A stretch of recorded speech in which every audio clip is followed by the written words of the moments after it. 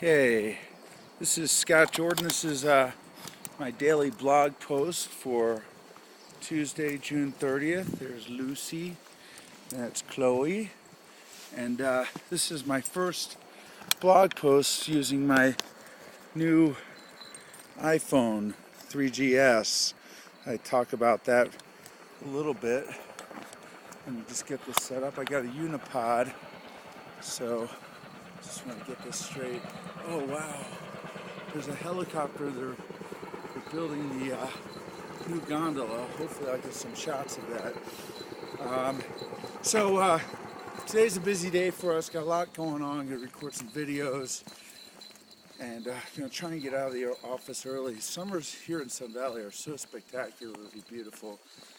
Every summer I promise myself to take some time to enjoy the stuff that Sun Valley has to offer, but never get around to doing it in the summertime. So hopefully this year will be different. The new iPhone, let me give you some of my initial impressions on it. It is speedy, but you know what? It should be. It's sort of like Vista.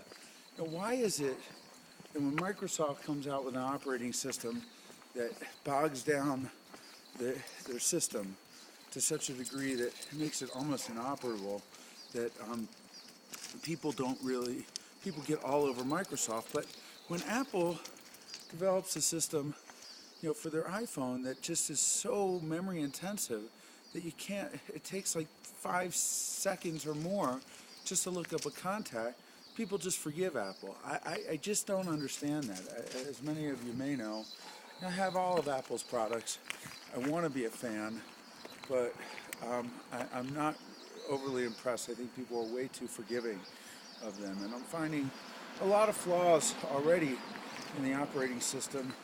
They're sort of aggravating, seem like oversights that I don't think people would forgive Microsoft for, but somehow if you put an Apple name in it and put it on a good package, everyone's thinks it's okay. So for example, not the least of which is I've activated this phone, or tried to activate it, about 16 hours or so ago, and still no service from AT&T. So just as aggravating. I'm still carrying around my old iPhone. In fact, now I have my old iPhone plus an iTouch, so I have 3 Apple devices now. This is maybe 3 too many, including my tower as well as my MacBook Pro. So what else? Really experimenting with a video, as you can tell, because that's what I do a lot of, and really frustrated that Apple sort of limits you as to what size video file you can email. Even if you're on Wi-Fi, what's the point of that? None of the other devices seem to do that. Nokia's. So if I want to post a video by emailing, which YouTube enables you to do, it's a car coming, and other services, I can't do it. The only way I can post a video is to YouTube, and number one, I'm not allowed to do it privately. I have to do it publicly. Doesn't allow me to sort of upload it and then decide whether I want the world to see it. By necessity, it has to be less than 10 minutes. Let me see if I can get that. There's a helicopter. I don't know if you can see that or not. By necessity, it has to be less than 10 minutes. And when they upload it, and I can't mark it private, when I upload it, I can't, it appears to compress. I'm sorry, I'm losing my train of thought. I gotta take care of Margot. It compresses the video.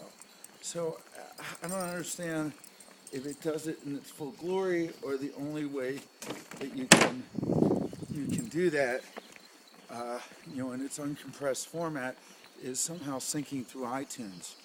Just kind of annoying. I did upload one to Mobile Me. It also appeared to compress it.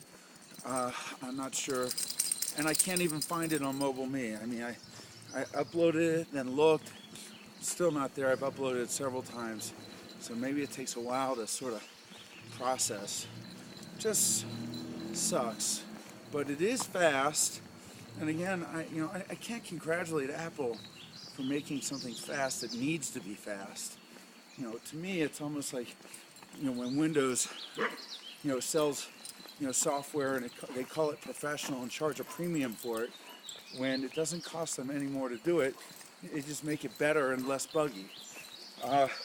One thing I'm going to start doing is, for this book I'm writing, with the help of a ghostwriter or whatever, I'm going to start recording videos on my iPhone, uploading them to YouTube.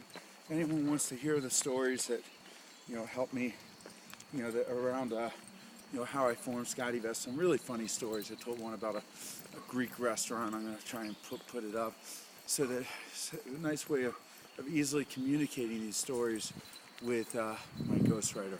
So there'll be another form of communication. I'll probably upload them, for the most part to YouTube. But again, they weren't intended necessarily to all be public. I'm not sure how best to do that. So, I did get an email today from Phil Locke, the famous poker player, and he loves our stuff. I'm excited to have him as a SCOTTeVEST fan. This is Scott. I'm signing off. Let me see if I can get a shot of this helicopter. And let me give you something better to look at than me. The poodles. That's Chloe. Hey, Lucy, come here.